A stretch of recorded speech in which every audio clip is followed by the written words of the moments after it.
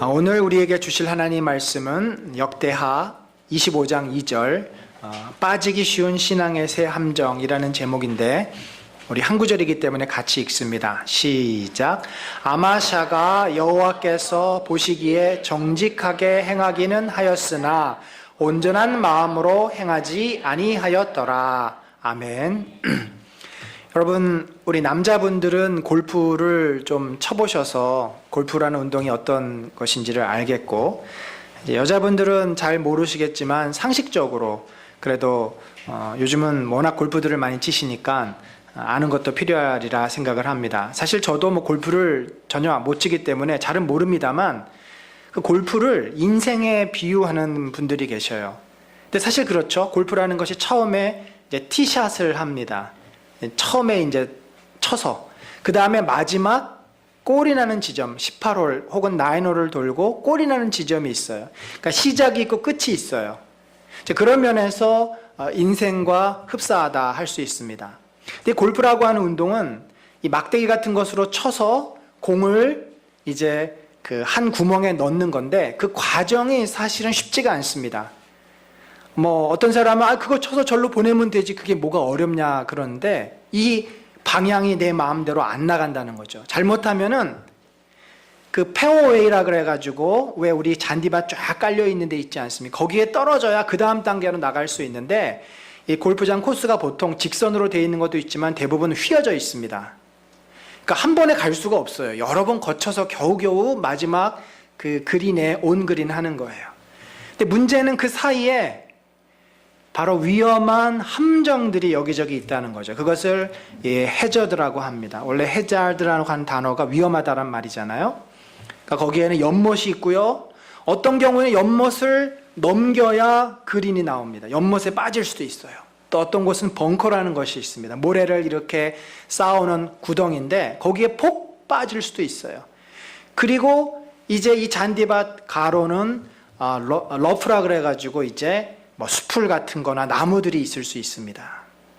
그래서 이 공을 그런데 빠뜨리지 않고 제대로 쳐서 이 평평한 홀이 있는 그 그린 위에 올리는 것이 굉장히 어려운 일입니다.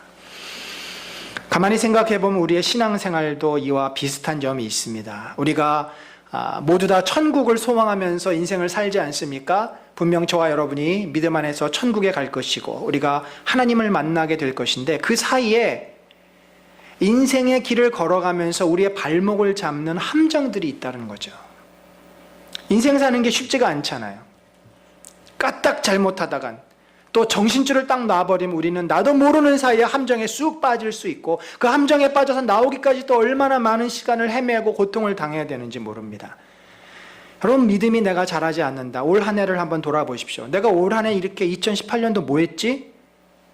별로 한 게 없는 것 같아요. 그냥 훅 지나간 것 같아요. 그거는 뭐냐면 내가 함정에 빠져가지고 못 나온 겁니다. 늪에 빠지면 우리가 나올 수 있습니까? 이 골프공이 벙커에 빠지면 벙커에서 탈출하는 것도 기술이라 그러더라고요. 어떤 사람은 벙커 안에서 3번, 4번을 쳐도 못 빼내오는 경우가 허다하다고 합니다. 신앙이 자라지 않고 삶의 어떤 변화가 일어나지 않고 물론 안정된 게 좋은 거지만 변하지 않는 것은 때로는 문제일 수 있어요. 신앙은 계속 성장하고 자라가야 합니다. 오늘 우리가 이 역대기의 새 왕을 만나는데 첫 번째 왕은 요시야, 두 번째 왕은 아마샤, 마지막은 우시야입니다. 이 유대의 이 왕들, 사실 왕하면 대표적인 인물 아니에요. 왕의 삶이 그렇다는 얘기는 나머지 사람도 다 그랬다는 얘기고 곧 우리도 그렇다라고 하는 거죠. 그들이 정말 하나님을 처음에는 잘 믿었지만 다 함정에 빠져가지고 말년에는 불행하게 그들의 인생이 끝납니다. 처음에 이 장로교의 이 견인교리 퍼시비어런스라고 하는 이 견인교리를 믿으면서 한 번 교회 나오면 영원히 나는 하나님이 복 주시고 영원히 나는 어려운 일이 없고 내가 혹시 타락해서 세상의 길로 가도 하나님이 다시 나를 잘 돌아오게 하실 것이라는 생각을 했어요. 나이브하게 했습니다. 그러나 시간이 가고 신앙생활을 하는 분들을 보고 믿음의 사람들을 보면서 그게 아니라는 생각이 요즘 듭니다. 무서워요. 떨어져 나가는 사람이 있을 수 있구나. 떨어져 나가는 사람. 그럼 뭔가 뒤집어서 생각해 놓고 보면 그분들은 처음부터 제대로 된 신앙을 갖지 못했다라는 거죠. 그러니까 스스로 속고 그렇게 그렇게 신앙생활을 하는 사람들이 있을 수 있다는 거예요. 예수님이 교회 안에 알곡과 가라지가 있다 그랬어요. 가라지는 언제 제거하냐면 중간에 제거하다가 알곡까지 다치기 때문에 마지막 때에 제거한다고 되어 있습니다. 마지막 가봐야 하는 거예요. 그런 의미에서 내 인생을 돌아보고 내가 혹시 함정에 빠져 있지 않는지 점검하는 것은 너무나 중요한 일이에요. 여러분, 우리가 제일 속상한 일이 뭐죠? 헛수고하는 거잖아요. 헛수고. 열심히 일했는데 월급을 못 받아. 열심히 일했는데 살 빼려고 열심히 운동하고 그랬는데 살이 그대로야. 헛수고하는 거 얼마나 우리가 속상합니까? 신앙생활을 내가 교회도 나오고 뭐 한다고 했는데 믿음이 안 자라고 있어요. 그럴 수 있다라는 거죠. 오늘 함께 한번 살펴보기를 원하는데, 첫 번째 이 요시야는요, 요아스라고 하는 왕은요, 어떤 그 신앙의 위험성을 알려주는 인물이냐면 바로 신앙의 형식주의를 말해주는 사람입니다. 여러분, 형식주의가 뭐예요? 행동만 하는 거잖아요. 겉모습만 있는 거잖아요. 예배 드려요. 헌금해요. 때로 봉사도 합니다. 여전도의 모임도 나옵니다. 심지어 전도대 따라가서 막 나눠주기도 해요. 그런데 마음속에 정말 하나님에 대한 확신과 예수님을 향한 내 어떤 진실한 마음, 그 어떤 진실한 마음으로 예수님을 사랑하고 예수님을 정말 만나고 싶고 하는 그 진정한 믿음이 부족하다는 거죠. 마음이 무덤덤해요. 예수님을 생각해도 아무런 감정도 없고 아무런 동기도 유발되지 않고, 그러니까 교회를 나가는 순간 모든 것이 다 오프돼 버리는 거예요. 어찌 보면은 교회 안에 들어오면 시로라기 같은 어떤 그 연결이 돼요. 하나님하고 내가 시로라기처럼 연결이 돼요. 그래서 뭔가 하나님을 느끼는 것 같고 은혜도 받는 것 같은데, 예배당을 나가는 순간 그것이 오프가 돼서 하나님이 살아계신지 하나님이 있는지 없는지도 잘 모르고 그냥 내 본성대로 사는 겁니다. 그게 바로 형식주의예요. 한국교회가 이렇게 되기까지는 형식주의가 굉장히 큰 몫을 하고 있습니다. 형식주의라는 게 뭡니까? 남의 눈을 의식하는 신앙. 이 요아스는요, 처음에 7살 때 왕이 됐잖아요. 섭정을 당합니다. 그 제사장 여호야다가 아달랴에 의해서 다 처참하게 왕자들이 학살을 당하는 그때 이 여호야다가 그 요아스의 고모하고 함께 이 요아스를 살려줍니다. 그리고 7살의 왕으로 등극을 시키고 그 뒤에 섭정을 해요. 그러면서 제사장 여호야다가 있는 동안 이 요아스는 신앙생활을 또 잘하고 왕으로서 건강하게 나라를 다스립니다. 그런데 본문에 보면은 여호야다가 세상에 사는 날 동안 사는 모든 날에 요아스가 여호와 보시기에 정직하게 행하였다. 또 이런 표현도 있어요. 여호야다가 세상에 사는 모든 날에 여호와의 전에 항상 번제를 드렸더라. 전제가 뭐예요? 여호야다가 사는 날 동안. 죽은 다음엔 어떻게 됐다는 얘기예요? 하나님 앞에 정직하게 행하지도 않고 제사도 안 드리고 결국은 이제는 자기 마음대로 하는 거예요. 더 이상 내가 의식하고 볼 사람이 없어진 겁니다. 그러면서 여호야다가 죽자 신하들이 와서 방백들 왕에게 절을 해요. 왕이시여 하면서 절을 합니다. 근데 이 절한다고 하는 단어가 우리가 잘 생각해야 되는데, 이 역대하에서 이 하야라는 동사, 절한다고 하는 동사가 14번이 쓰입니다. 근데 그 14번 가운데 12번이 하나님 앞에 꿇어 엎드려 절한다는 표현이에요. 그러니까 이 말은 인간에게 하는 말이 아니라 하나님에게, 절대 권력을 가진 절대자 앞에 꿇어 엎드린다는 표현이에요. 그런데 딱 2번만 사람에게 쓰였는데, 오르난이라고 하는 사람이 자신의 그 타작마당을 다윗 임금에게 팔 때, 그때 다윗 왕에게 꿇어 엎드린다는 표현. 그리고 지금 이 요아스의 신하들이 요아스에게 꿇어 엎드린다는, 늘 이 여호야다의 눈치를 보았던 요아스가 자기에게 신하들이 꿇어 엎드려서 왕이시여 황제여 막 이렇게 떠받더니 얼마나 그가 기분이 업됐습니까? 그러면서 이제는 더 이상 여호야다의 말을 듣지 않고 이 신하들의 말을 듣는데, 신하들이 뭐라 그러냐면, 우리도 이제는 다른 나라들처럼 저 아세라 묵상과 바알 신상을 섬기십시다. 이게 다 세계적인 추세인데 왜 우리나라만 그것을 수입하지 않고 왜 그것을 따르지 않습니까? 요즘 때가 어느 때인데 맨날 주일날 예배드리고 교회 가서 살아.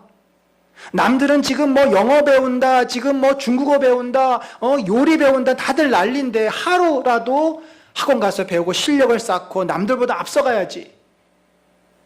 그런 논리를 신하들이 피자 요시야는 신하들의 이야기를 듣습니다. 아, 그렇지. 우리가 뒤처지면 안 되지. 자, 이제부터 우리가 하나님보다 이 아세라 목상을 섬기자.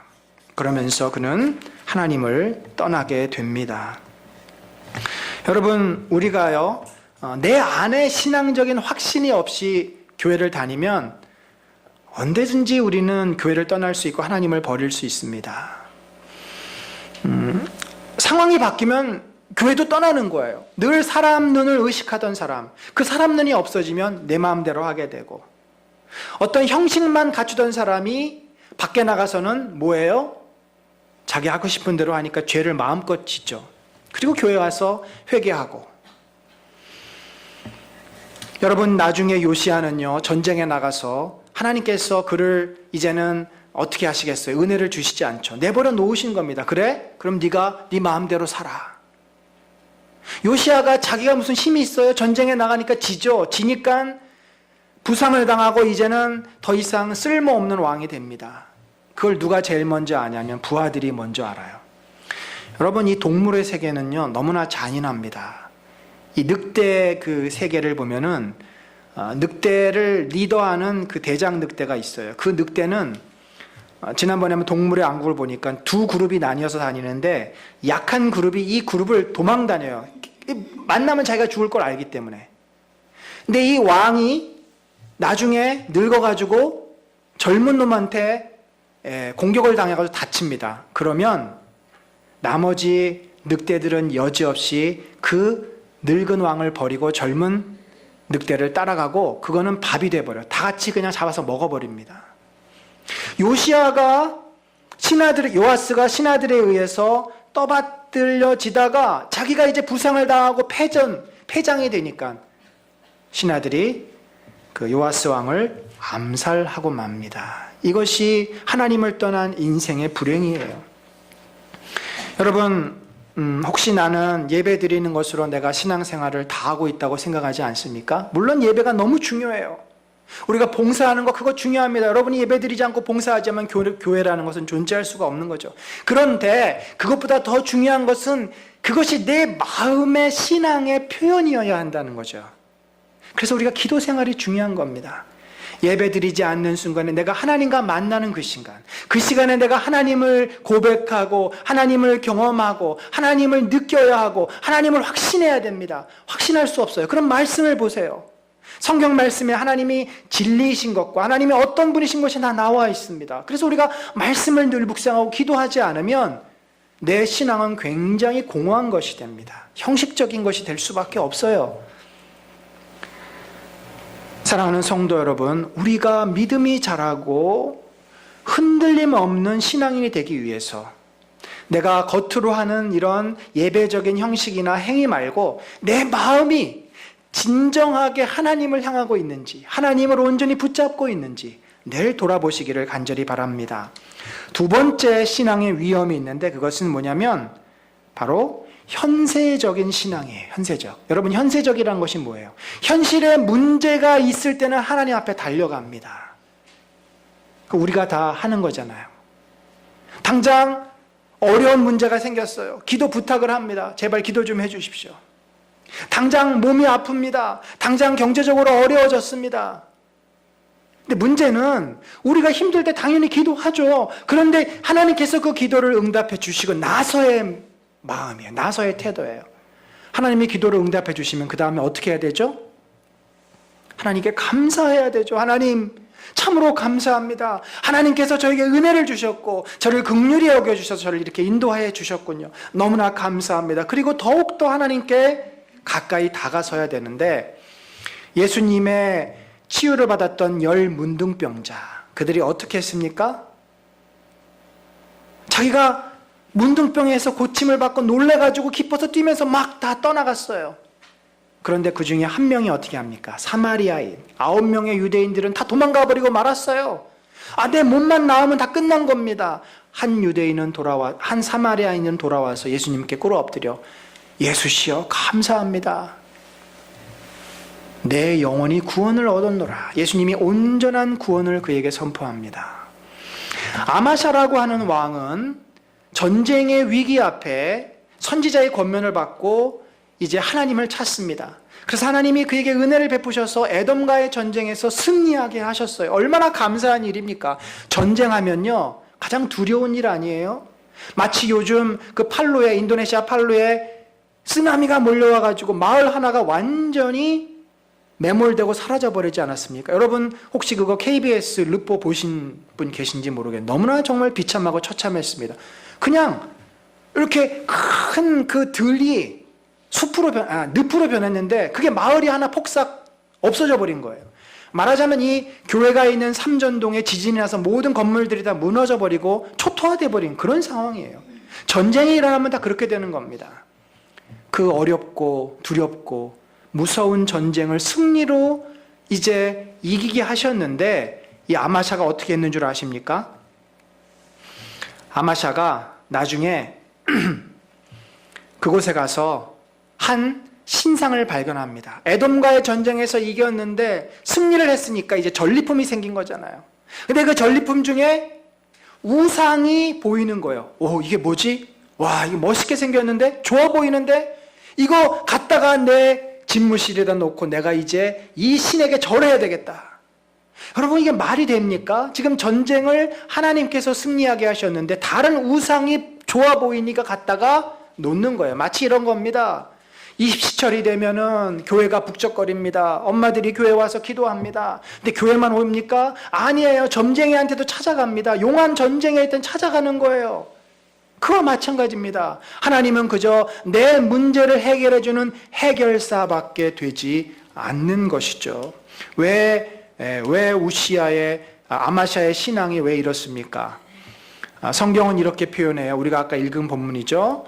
여호와께서 보시기에 정직하게 행하긴 하였으나 온전한 마음으로 행하지 아니하였다. 여러분 사실 오늘 제가 굉장히 강조하고 싶은 것이 이거예요. 온전한 마음. 이 레바브 샬렘이라고 하는 이 온전하다라고 하는 이 샬렘이라는 말, 우리가 샬롬 그러죠. 그 단어예요.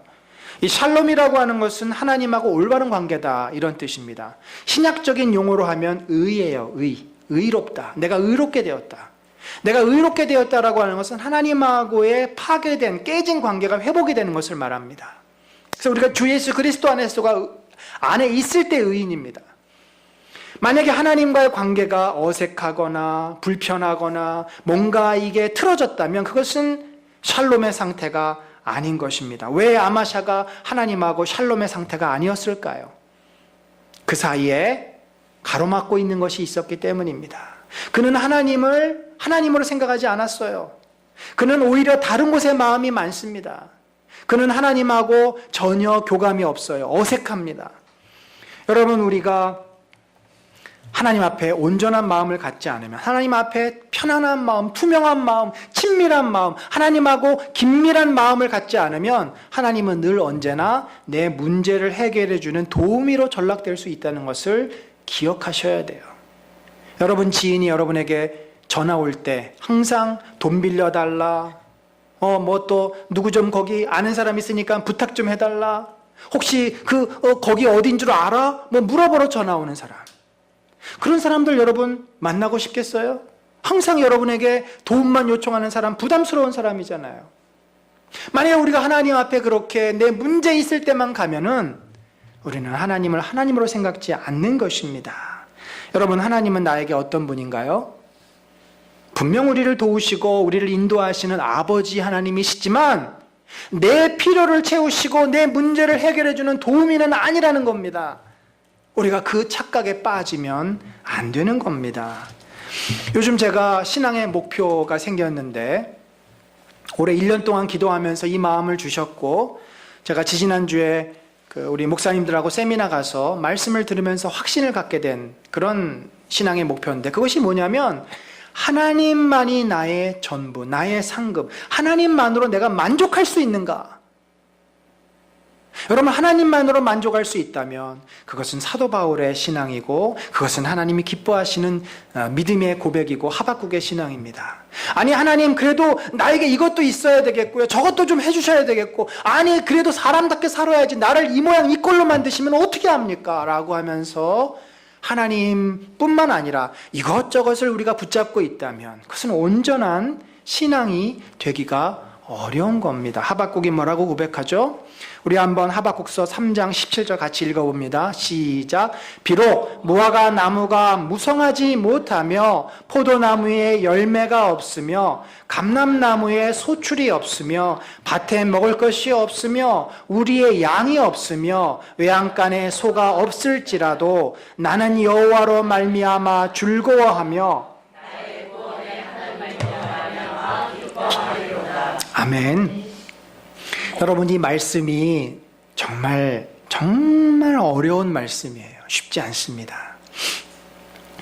이 말씀을 묵상하면서 이 말씀이 나에게 동의가 되고 아멘이 되고 그런 소망을 가지면 참으로 우리는 하나님의 마음을 품은 자요, 하나님이 기뻐하시는 자가 될 줄로 믿습니다. 당장 나에게 지금 내가 일한 것에 열매가 없고 당장 내일 보장이 안 돼 있고 그런 상황인데 내가 어떻게 하나님이 나와 함께 하시는 것 때문에 기뻐할 수 있냐는 말이죠. 그게 잘 안 돼요. 쉽지 않습니다. 그런데 하나님은 그 믿음을 가지라고 저에게 요구하시더라고요. 여러분, 우리는 하나님을 내 성공의 발판, 내 어떤 내가 뭔가를 얻기 위한 수단으로 여겨서는 안 되는 분입니다. 하나님은 그냥 하나님 자체시고 우리는 그 앞에 겸손하게 꿇어 엎드려야 될 죄인이에요. 만약에 그 믿음이 없으면 우리는 세 번째, 이 우시아의 교만의 함정에 빠지게 됩니다. 사실 제가 볼 때 첫 번째, 형식주의의 신앙, 우리 성도들 가운데 이 형식주의의 신앙에 빠져 있는 분들은 뭐 100%라고는 말할 수 없고 거의 없다고 저는 봅니다. 두 번째, 하나님에 대해서 현세적인 믿음을 갖고 있는 분들도 그렇게 많지 않다고 저는 확신해요. 그런데 이 마지막 함정은 우리들이 언제라도 빠질 수 있는 가장 위험하고 보편적인 함정이에요. 교만의 함정. 우시아는요, 처음에는 정말 하나님 앞에 신실한 왕이었어요. 그래서 본문에서 뭐라 그러냐면 여호와 보시기에 정직하게 행했다. 이 정직하다라고 하는 것은 바르게 행했다라는 말이에요. 왕으로서 율법을 잘 따르면서 제대로 나라를 통치했다는 거죠. 억울한 자도 생기지 않게 하고 백성들이 여호와를 잘 섬기도록 제사도 잘 드리고 그렇게 했다는 겁니다. 그뿐만 아니라 그는 여호와를 찾았어요. 아까 요시아가 여호와를 찾지 않았습니다만 이 우시아는 여호와를 찾았어요. 찾는다는 말은 자기가 의지적으로 하나님 앞에 나와 하나님께 기도하고 하나님의 은혜를 구했다라고 하는 말입니다. 그는 하나님을 사랑하는 마음이 조금이라도 있었던 자입니다. 그런 하나님께서 그런 그 우시아를 가만히 내버려 놓지 않으시죠. 그를 축복하셨습니다. 그래서 그가 형통하게 되셨어요. 백성들이 우리 왕은 하나님을 참으로 경외하는 왕이야. 그러면 어떻게 되겠어요? 세금을 잘 냅니다. 백성들이 알아서 세금을 잘 내요. 또 하나님께서 이른 비와 늦은 비를 주시니까 농사도 잘 될 거 아닙니까? 그러니까 거둬진 소출이 많아져서 세금을 잘 내요. 그러니까 왕이 이제 재정적인 여유가 생기니까 군사력을 키웁니다. 그러니까 나라가 강해지기 시작합니다. 그런데 바로 우리가 강해질 때가 문제예요. 여러분, 우리가 힘들 때는요, 본능적으로 하나님을 찾습니다. 누군가를 의지하려고 해요. 내가 몸이 아파서, 약해서, 내가 좀 벌이가 시원치 않아서, 내가 하는 일이 잘 안 돼서, 우리 아이가 신통치 않아서 늘 문제가 있을 땐 나도 모르게 하나님 앞에 기도하게 되고 하나님을 찾아요. 근데 언제가 가장 위험하냐면 내가 특별한 문제가 없을 때, 편안할 때, 먹고 살만하고 몸도 건강하고 하는 일도 그럭저럭 잘 될 때, 바로 그때 다윗이 범죄한 것 아니겠습니까? 할 일이 없어져가지고 왕궁위에 어슬렁어슬렁 거닐 때 그때 그가 밧세바의 유혹에 넘어간 거 아니겠어요?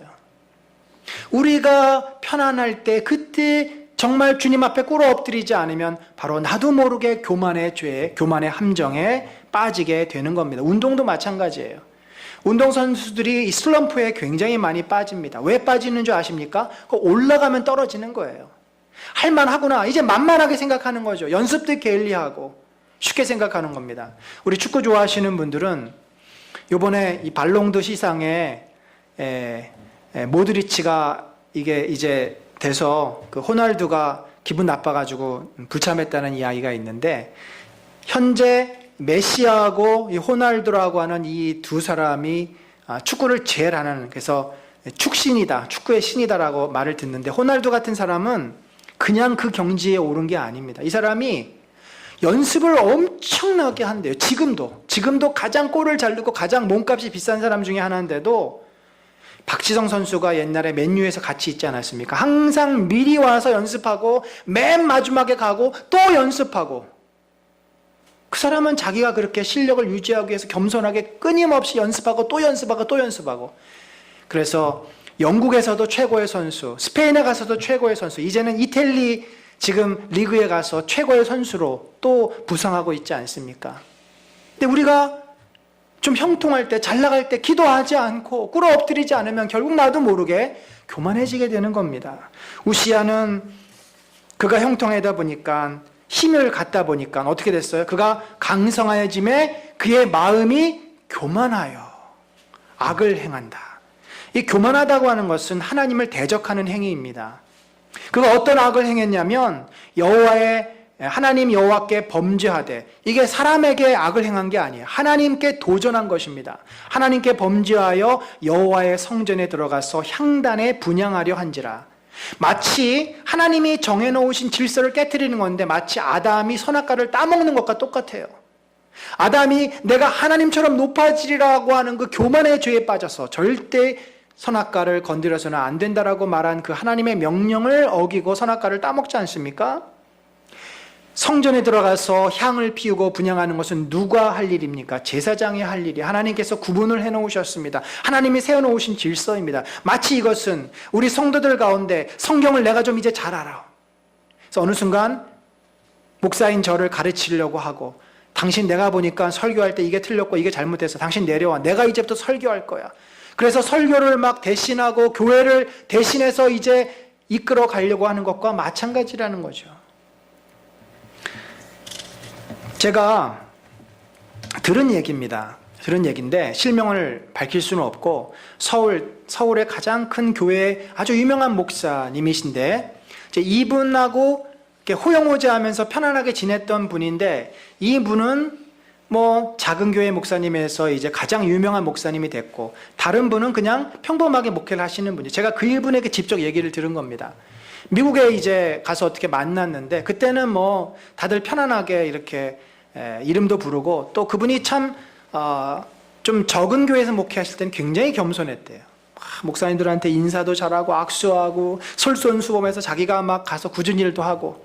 근데 어느 날 미국에 있는 큰 교회 담임으로 가고, 또 이분이 이제 우리 한국의 서울의 큰 교회 담임으로 올 것으로 내정된 뒤로는 사람을 대하는 태도가 달라졌어요. 급시 달라졌다고 생각을 하는 건지, 엊그제까지만 해도 막 굽실거리며 인사하며 편안하게 했던 사람이 이제는 김 목사, 어이 일로 와봐, 반말을 쓰기 시작하고, 소파에 앉았는데 다리를 그 앞에 탁 올리면서 우리가 알지 않습니까? 왠지 거만한 태도, 그런 태도를, 참 사람이 희한해요.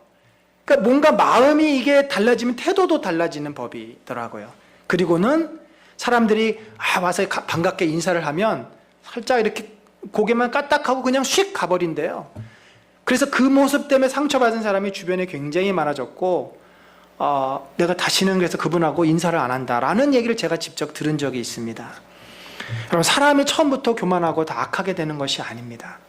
자기의 영혼이 하나님과 늘 올바른 관계에 있지 않으면, 온전한 모습을 갖지 않으면 나도 모르게 그 자리에 가는 거예요. 그게 연약한 인생 아닙니까? 사랑하는 성도 여러분, 우리들이 어떤 함정이 있습니까? 우리가 세 가지를 말씀드렸습니다.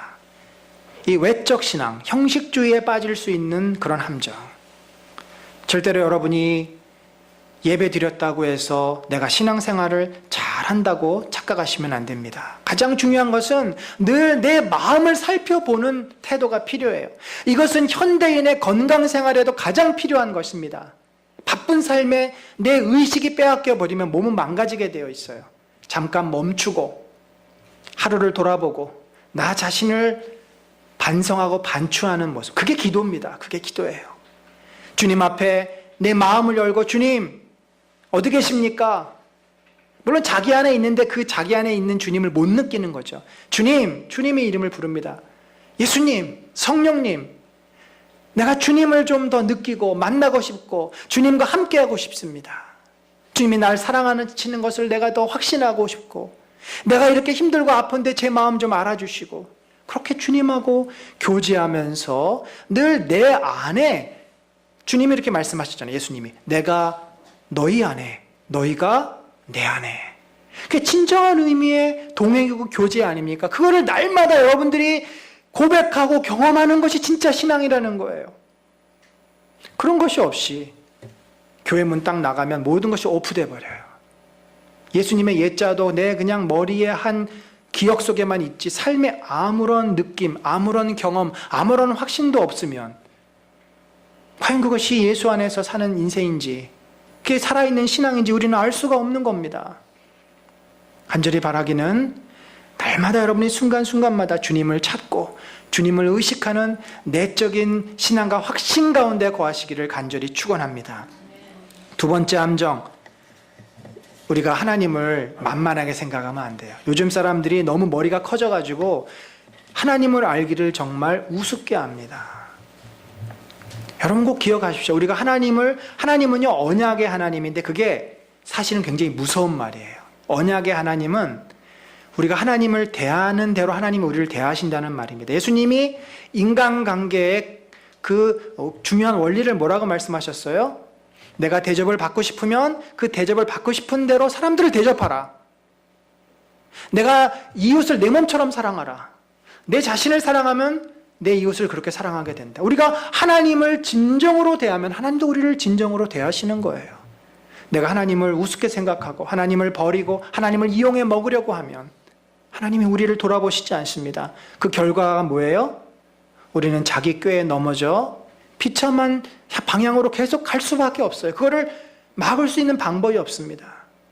그나마 거기에서 브레이크가 걸리고 죽게 돌아오는 것이 은혜인 거죠. 하나님을 하나님으로 인정하고 하나님을 경외하는 그 마음, 진심으로 하나님을 두려워하고 하나님 앞에 꿇어 엎드릴 수 있는 마음을, 그래서 하나님 앞에 나아가 예배하고 하나님께 그 영광을 돌리기 위해서 내가 말씀을 순종할 수 있는 그 마음 여러분 갖기를 바랍니다. 그 마음이 있으면요 이 교만의 죄를 이길 수 있어요. 근데 하나님을 하나님으로 생각지 않으면 당연히 교만해지게 됩니다. 그 마음 자체가 교만함이에요. 여러분 올 한 해 어떻게 사셨습니까? 나름대로 열심히 일하신 분들도 있고 직장에서 인정받아가지고 승진한 분들도 있고, 아니면 어려운 힘이 생겨서 그 어려움 해결하기 위해서 1년을 정말 끙끙거리며 애쓰면서 여기까지 오신 분들도 있는 줄로 압니다. 아니면 뭐 했는지도 모르고 1년이 쑥 지나가 버린 분들도 있어요. 여러분 이제 새해를 우리가 맞이할 것입니다. 그러면서 연초에 이제 마지막 주부터 여러분들에게 새해 내가 결심한 것들을, 결심하고 싶은 것들을 항목별로 드릴 거예요. 나는 새해부터는 좀 성경을 한번 읽었으면 좋겠다. 한 번도 내가 지금까지 성경을 읽어본 적이 없는데 성경 일독을 목표로, 또 어떤 분은 기도 생활을 내가 제대로 못했는데 이제부터는 좀 기도할 수 있는 그런 것들을 우리들이 작정하며 헌신하며 하나님 앞에 설 것입니다. 그러기 위해서 올해 내가 어떻게 살았는지를 한번 돌아봐야 합니다. 12월 한 달이 여러분 자신을 돌아보는 시간이 되기를 바랍니다. 그때 이 세 가지 함정, 형식주의와 하나님을 이용하려 드는 그런 마음과 교만의 마음이 없었는지, 혹시 내가 그 함정에 빠져서 하나님을 제대로 바라보지 못하고 믿지 못하고 하나님의 은혜 가운데로 들어가지 못하고 있는지는 아는지 돌아보고 우리 자신을 정말 하나님을 늘 바라며 하나님의 은혜 가운데 나아가는 귀한 믿음의 삶, 복된 삶 사시기를 간절히 축원합니다. 우리 같이 기도하겠습니다.